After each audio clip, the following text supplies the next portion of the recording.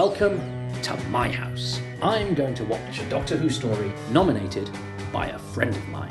I've asked them to tell me what it is they love about it, and I have to guess what their favourite things are. Hello Toby, hello everyone. I'm Jon Turner, or JohnNathan-Turner if you prefer, but not that one, despite the moustache. And I am an artist and illustrator based in Manchester.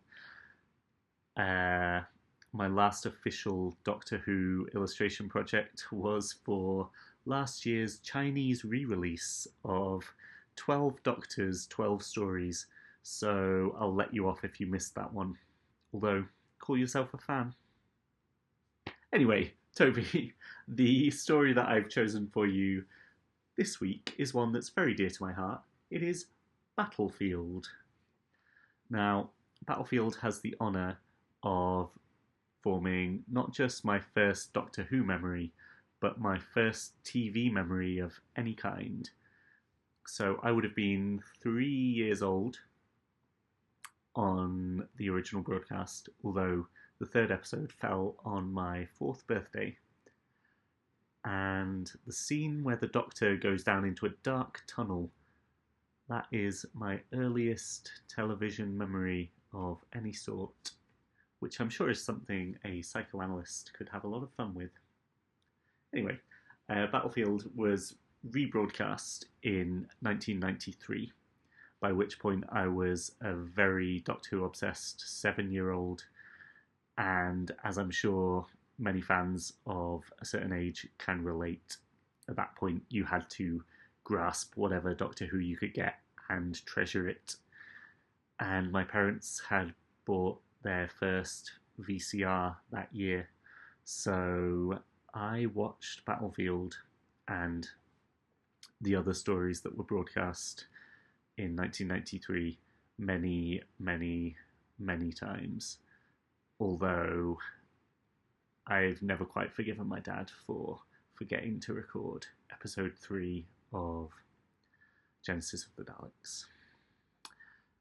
Battlefield also, Toby can correct me if I'm wrong here, has the dubious honour of having the lowest audience figures of any original broadcast Doctor Who story. So I think it is ripe for a re-evaluation. So that's your job, Toby. I'm going to enjoy this £5 lemonade. You enjoy Battlefield, and I will be back later to tell you 5 of my favourite things. Wicked.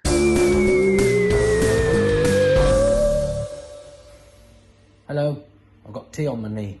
I don't even want to show you my knee because I wasn't intending to show you the trousers I'm wearing there, because they're trousers for below camera. But I'm not going to change my trousers now. I've got tea on my knee, but it's taken me about 3 hours to set up. It always takes longer than I expect. Anyway, hello. My name is Toby. It's nice to see you, or imagine you are there. Today, we are going to watch episode 1 of Battlefield. So, if you're watching along, I hope you're ready to press play or enter now. And I've got it on glorious Blu-ray. Yes! Okay, it's the beginning. Gosh, the final season of Doctor Who. And as Jon said, Jon Turner, lovely Jon Turner, who is a friend and colleague of mine, and I'm not quite sure how I've got a friend and colleague who was 3 when this was on, because I was 15. What am I doing hanging around with a 3-year-old? God, that ages me. It's funny as you get older, isn't it, that your adult friends, you can't imagine, are people that you would have nothing in common with when you were a teenager or whatever. How the ages get closer together. So we're doing a McCoy. Not the first McCoy I've done on this. Already done Delta and the Bannermen, which I thoroughly enjoyed. Recap. 1989, I was a furious Doctor Who fan. Old Doctor Who was good, new Doctor Who was bad. I was terrified that anything that Doctor Who did wrong, even a bad trio. Actually, this is the first time I've watched this since I got into gardening. I watch things now and get house envy. I'm now getting pot plant envy. I like a garden centre, what have I become? But yeah, when I was this age, I was furious with Doctor Who and worried that any mistake it made would one get, mention of Sergeant Benton, 10 points. That's what it was like in those days. But anything that might jeopardise the future of Doctor Who would make, or mean my friends at school the next day would mock me, would be bad news. Although a lot of my friends sadly didn't watch Doctor Who, but I was always on the lookout. So I wasn't. I think I was quite creative, wasn't I? But as far as Doctor Who concerned, I was very defensive and very cross. I mean, I see it now on Twitter, so I understand it. It's partially what this is about. I love that shot. That's a great shot, and it looked like, because there was a trailer for this where Sergeant Zbigniew featured quite heavily, and he hadn't been mentioned in any of the pre-publicity. And there was something about sort of this season with a Polish sergeant, and a unit of very international in this, which seemed so sort of fresh and interesting. And then you've got the Russians in a couple of stories' time, and suddenly those sorts of voices that you didn't really hear, they weren't your go-to foreigners in sort of earlier iterations of Doctor Who or television that I watched. I think they might have been in some more sort of adulty programmes. But so having Eastern European voices and it just seemed slightly fresh and slightly new, and it made it seem sort of slightly more grown up, slightly less cliched. Than if he'd been, I don't know, French or German or whatever. Love the Dark TARDIS too. I've got to remember I'm only supposed to be eating until 8 o'clock. I'm 15 stone.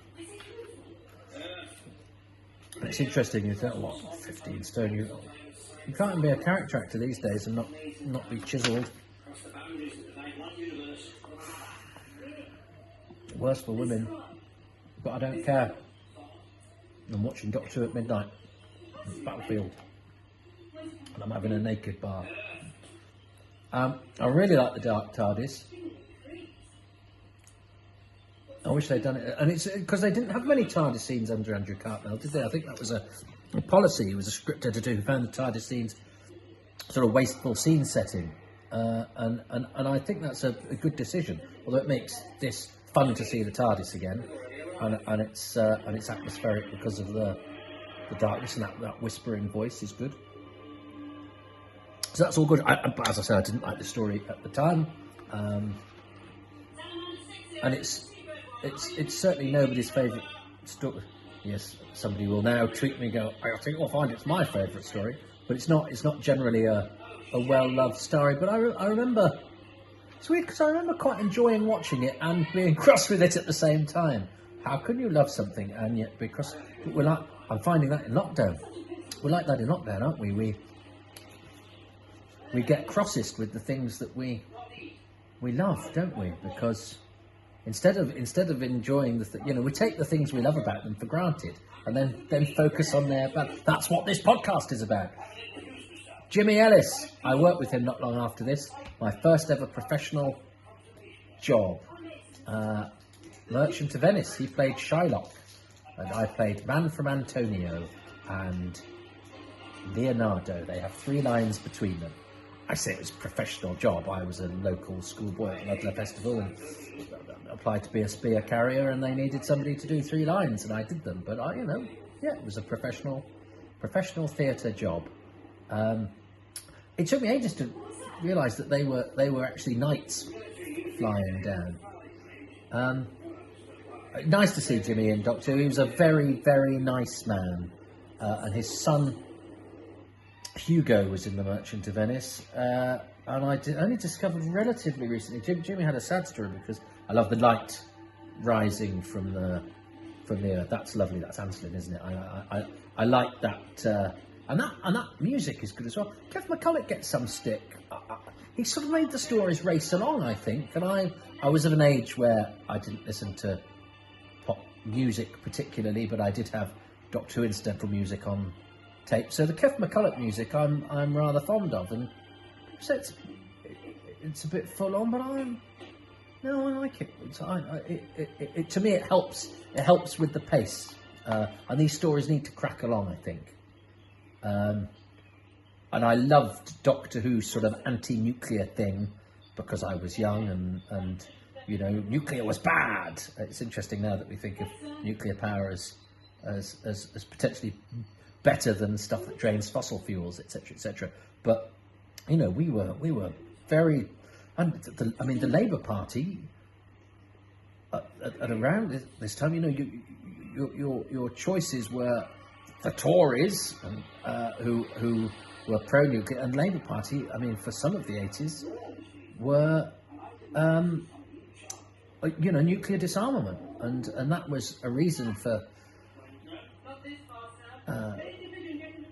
well-meaning liberals like me to go, oh yeah, that would be a marvellous thing, and nuclear would. It's weird because he comes up and salutes, but he was coming up and saluting a lot earlier then, so that's the longest salute. It's just a slight tweak in the edit. It's just a slight, too long in the edit. And also, he doesn't get, I don't know who that soldier is, he's got a line, but he doesn't get a credit.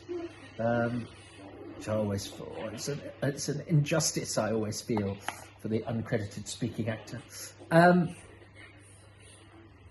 But yeah, it's interesting how hot the nuclear issue was. But I was delighted that Doctor Who was taking it on. That's quite right.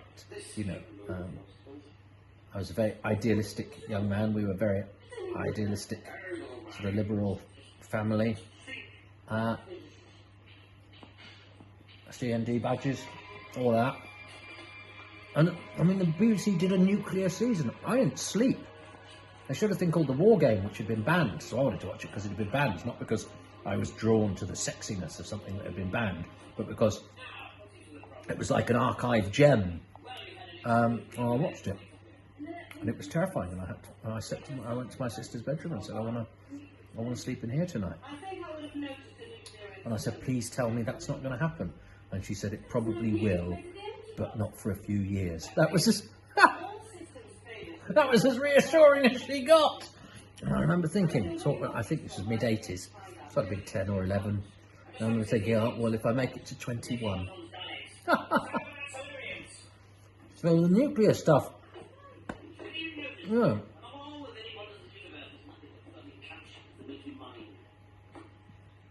And some of this was in the trailer.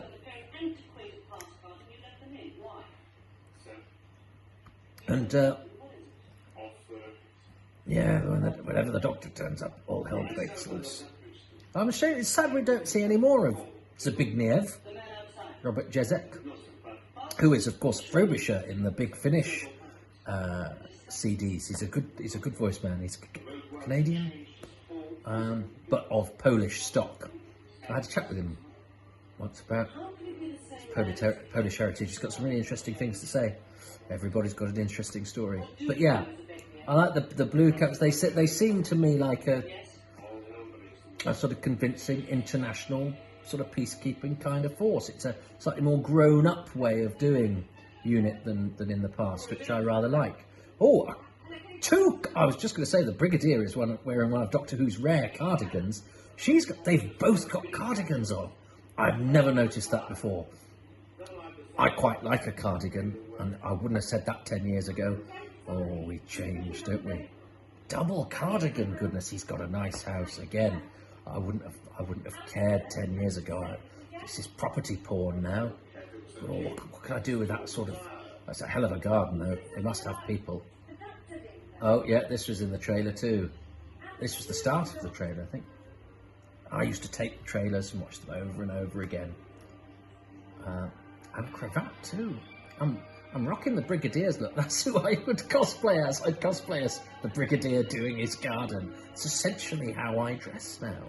I know I'm being very casual, but there's a plague on with nobody's doing it. I haven't done anything for 6 months. Even the relaxing cardigan seems a bit too formal for the plague time. And again, this is, This is the equivalent of at the time, the late 80s, having a black female brigadier. God, Twitter would explode if the equivalent was of being as woke as anything. Of course, it doesn't seem unusual now. I think it was unusual then and laudable, so to do. I really like Angela Bruce. The shame thing, I've since read that's because she's supposed, they imagined her, or it was written that she would be speaking in with a West Jamaican accent, West Indian accent, and shame sounds, that is something that would work if delivered in that way. Now it just sounds like they were going to have her swear, and then they don't have her swear, and it's a shame. It doesn't quite work. Shame, or shit. It was really nice to see Noel Collins, because he was one of the desk sergeants in Juliet Bravo, which was a great series and a better series than I gave it. When I was younger, it was just, Saturday evening entertainment. I've got them on DVD now. It's a cracking show. And so it's nice to see Noel Collins, who's sadly no longer with us. He had lung cancer. I think he took a cigarette company to court. He was part of a conglomerate, I think, of people that... I think he was quite a heavy smoker. Of people who tried to take a cigarette company to court as a result of lung cancer. Oh, I like John's joke at the beginning about his £5 lemonade. £5 for a glass of lemonade. I don't know. No, glass of lemonade's still not £5, is it? I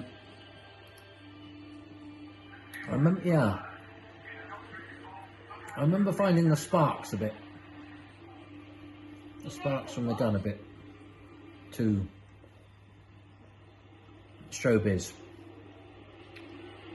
I like the sort of sparks you see on top of the pops, rather than the sort of sparks you see emit from an alien energy weapon.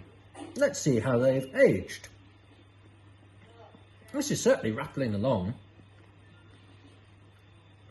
And I remember loving all of this stuff. I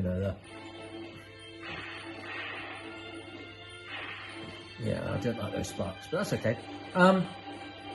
This is great stuff. Look at this. Medieval knights on 20th century Earth. This is terrific. I like the sword fight. I like a sword fight. And I like the hair coming out of the back of the helmet. Yeah, the sparks and the guns aren't great, which is a shame. That's Christopher Bowen, isn't it? He was rather big news. I think his bottom had become quite famous in a drama that I forget the name of now. And it wasn't a drama. I seem to recall it being sweaty and set in Singapore or something. And everybody watched it, but I didn't. But his picture was everywhere, so I was very excited when somebody from a programme I didn't watch, but everybody talked about, was cast in Doctor Who. Yeah, but isn't it interesting how fame works? Because I suspect... I've seen him pop up in a few bits and bobs. He was in a thing called Castles that Sarah Griffiths was in about 5 years after this. So he had quite a purple patch of doing a lot of work, and he's in the Richard III. He's only at the very beginning, but it's a movie. So it's a good credit of Ian McKellen. And he's got a good sort of leading man, handsome ex-public school leading man kind of face. He looks not unlike Matthew McFadden, that terrific actor who's not been in Doctor Who, which I think is a shame. His wife, Keely Hawes, was in Time Heist, but Matthew McFadden has not been in Doctor Who. I'd quite like to see. I think he'd have been quite an interesting, enigmatic Doctor Who. This is June Bland, who was Verger in Earthshock, who was married to Bill Sellers, who directed The Celestial Toymaker. I like the fact her character is blind. My other half might get quite cross because my other half is a disabled actor. I think she says no, does she say actor? Actually, I know some people get cross about one and some people get cross about the other, and I don't care either way. So just imagine she says the one you like. And my partner would say, and campaigns to get better disabled representation on the telly. And I remember we watched, what's the one with the superhero who's blind? That one. And I remember we watched the first episode of that. I said, "You'll like this. It's a blind superhero." She said, "Isn't the actor blind?" And then there was this one-take fight scene. And I went, "I don't think so. No."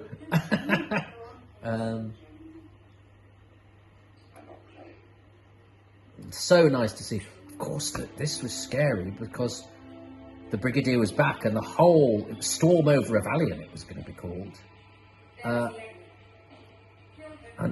it was exciting because it was touching the past, because Jean Marsh is there and she'd been in Doctor Who record. Of course, she'd been in the Dalek Master Plan with Nicholas Courtney. It's a Dalek Master Plan reunion. Oh, poor tree.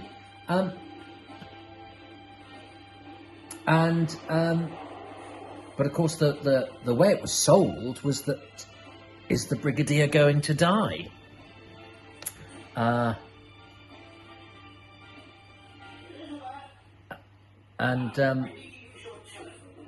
We spent the whole thing on the edge of our seats. Well, knowing that if he was going to die, it wouldn't happen until episode 4, but with a real possibility that they were going to kill off the Brigadier. I'm glad they didn't, because he got to be the Sarah Jane Adventures, and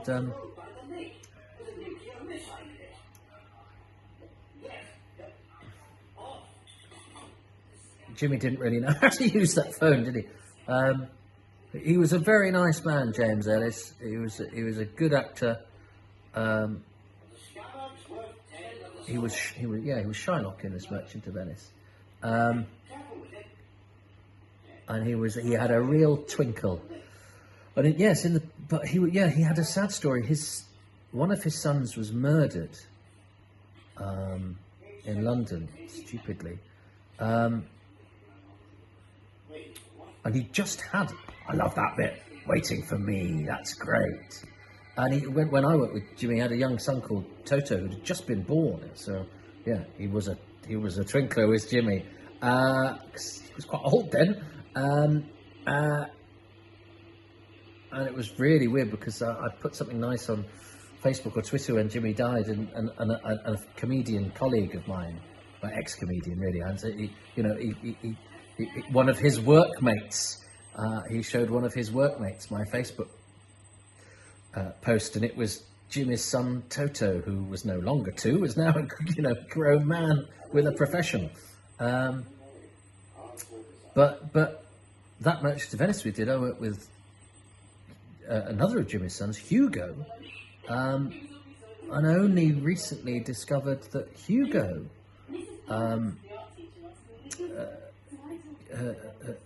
took his own life and predeceased Jimmy. So Jimmy lost 2 of his kids, which I just think, for anybody with kids, that's the one thing you mustn't do, is predecease your children. I think that's so tragic. Now this is quite, yes, I remember being furious with this. How do we like this, everybody? Do we like the boom scene? I don't even know if I've been seen on usually this camera. I mean, it's, don't do alliteration if it's not. Yeah, I know I have to accentuate the positive. So I like the hand grenade. I didn't quite understand what was going on here. It's a sign of the budget, really. They have a good stab, but that whole sequence that doesn't really work. I like Xiao Yun's red stockings. I'm trying to accentuate the positive. Yeah, yeah. Okay, oh look, that'll all be great.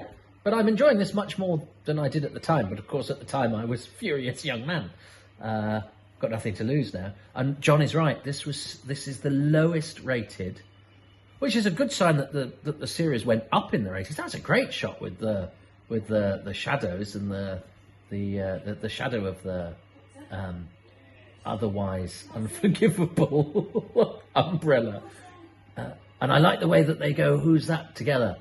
And this is an underrated performance. I think Marcus Gilbert is great he became quite big news. It's the thing about Christopher Bowen as well. I sort of interrupted myself, which happens a lot. Is that you can be big news as an actor for a while and then not be, and that's been a real lesson when following the fortunes of Doctor Who actors, how sort of fleeting and meaningless a lot of it is, which makes steady underachievement for most of one's professional life not seem so bad. And Angela Douglas, now she was the sort of person my mum sort of knew more than I. It was good.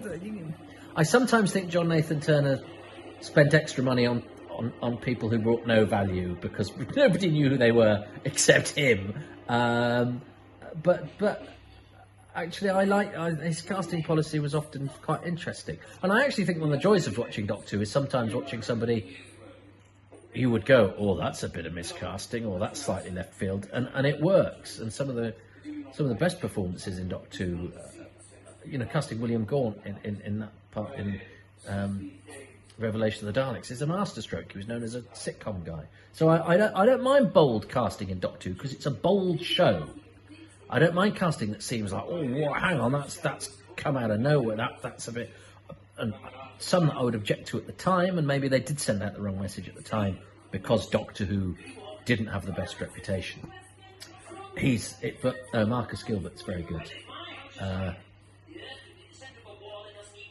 He gives very convincing Night.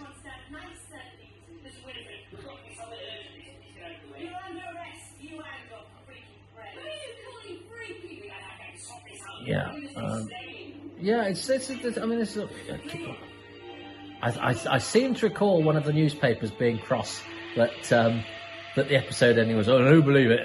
The episode ends with saying, kill them now. Now, I have got to think and not just keep, because I have to talk and think at the same time doing this, but I think I've really let myself down on some of the choices because I've overlooked something that I really liked and in desperation picked something fleeting and trivial. What is my favourite thing about episode 1? I hope you're enjoying this, by the way. Welcome to my house. Matthew Purvis, assistant floor manager, is the son of Peter Purvis.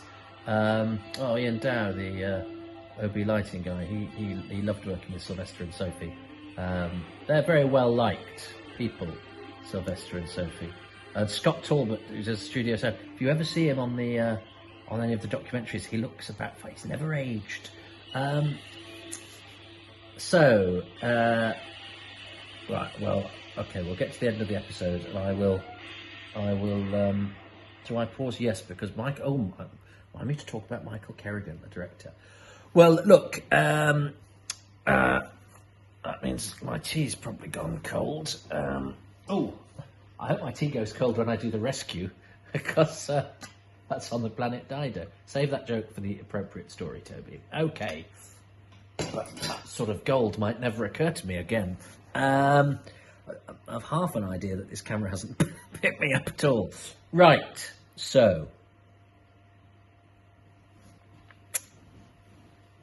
My favourite thing, I've lined up John's favourite thing. My favourite thing about episode 1 is, I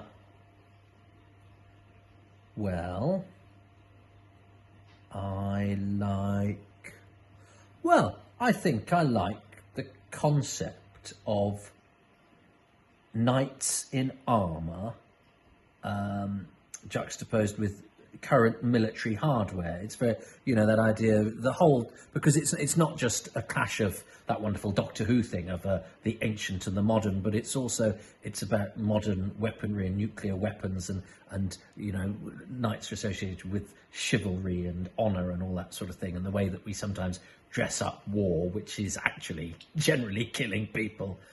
So it's a lot more than just a surface thing. So hoiking some ancient knights and juxtaposing them with the current military and a nuclear missile on a lake, and the idea of knights with laser guns, although I don't like the sparks, is neat because that means all of that, the swords of their sorcery, the swords of their are sort of ceremonial, and all the sword fighting is to do with the proper way of doing things, which I think is, it makes for good, exciting sword fights, but it's also again a sort of comment on, yes, we do things a certain way, although what we're doing is butchery. So knights in the 20th century is my favourite thing about episode, and I like the screaming music that goes with them as well when he rises up out of the hill, and it's got that screaming music theme. Yeah, so that was a lot of things, wasn't it? Don't care. Right, what did John say? Hi again, everyone. Hello, Toby. So I've decamped to the beer garden of the Gorkrow Hotel to tell you 5 of my favourite things about Battlefield. And it's been hard because I have a lot of favourite things about Battlefield. But the first choice is one that I think is deeply uncontroversial, and that is the return of Nicholas Courtney as the Brigadier. Obviously, this is his last on-screen story, certainly in the main show.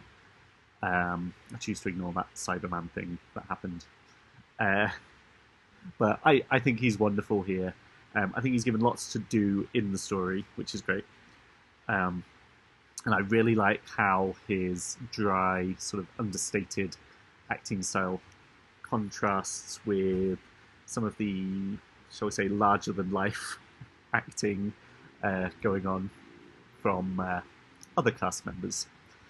I love his interplay with Doris and with Lavelle. They make a nice, short-lived double act. I also think he gets all the best lines in this script. I think my favourite is, just between you and me, Mordred, I'm getting a little tired of hearing about your mother. And of course, get off my world, which I think sums up the Brigadier's attitude to most alien life pretty well. Yeah, I think this is a fitting final story for the Brigadier. I think it's lovely. Good choice, John, and of course a canny choice, because I'm bound to have chosen the Brigadier at some point, but now I can't because he's chosen him for episode 1. So that's quite good because it forces my hand, because it stops me being unimaginative. And also, for those that maybe not seen all this, I'm going to try and resist going, that bit that actor does, or something that's tight, because I think that's quite boring of me, because I talk about actors and bits that actors do, or the fact I know a fact about an actor all the time. So I'm just trying to be more interesting. I'm trying to be interesting. And if I'm failing, I'm sorry. But if you're still watching, it's your fault. I've still got tea on my knee. I thoroughly enjoyed Rattle. That rattled through. That's what I really like about that. We think sometimes of sort of old telly, and that is now 31 years old. That's terrifying, of being a bit pedestrian. There's a real rattly pace to that, and the much maligned Kev McCulloch is responsible for a lot of that, I have to say. And yeah, there are bits that didn't work, but we're not here to talk about those. So I'm not even going to do that, because you can go anywhere on the internet to find people banging on about the bits that didn't work. So let's put a bum under those. Let's make them go boo. I'm going to watch episode 2 right now. You will have to come back for the next edition of this videocast/podcast, however you are digesting this. So I'll see you next time.